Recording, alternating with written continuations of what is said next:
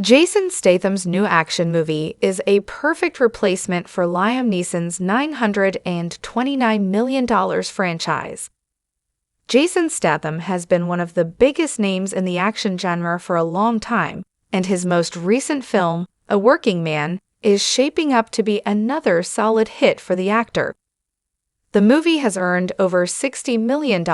over the course of 2 weeks in theaters, against its $40 million production budget, which is a pretty great start.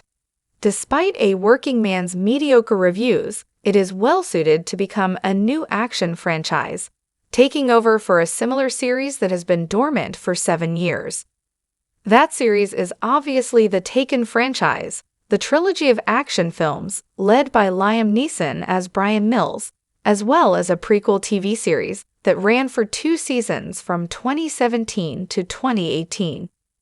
While the show never really went anywhere, and the trilogy was seeing diminishing returns by the time the third one came around, the first Taken movie is still one of the most iconic action films of the late 2000s, and A Working Man's story and characters are very reminiscent of the franchise.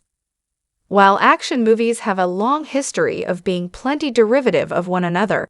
and Taken's story was never anything too revolutionary or groundbreaking, plenty of scenes in A Working Man, including its ending, exhibit clear similarities to the Taken franchise, enough that it could certainly act as a replacement series.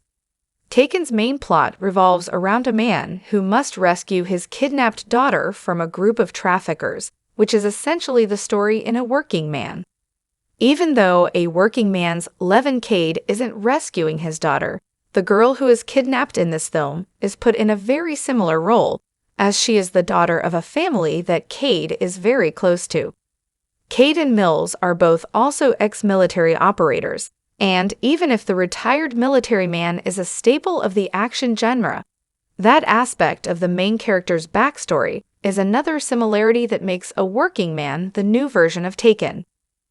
While Taken remains an iconic property to this day, that franchise is likely best served as a memory, as opposed to any sort of reboot or continuation of the series. The original Taken film trilogy mostly got worse over time, with the first movie standing strong as a fairly decent action flick, the second feeling like a worse version of the first, and the third representing the franchise's last gasp.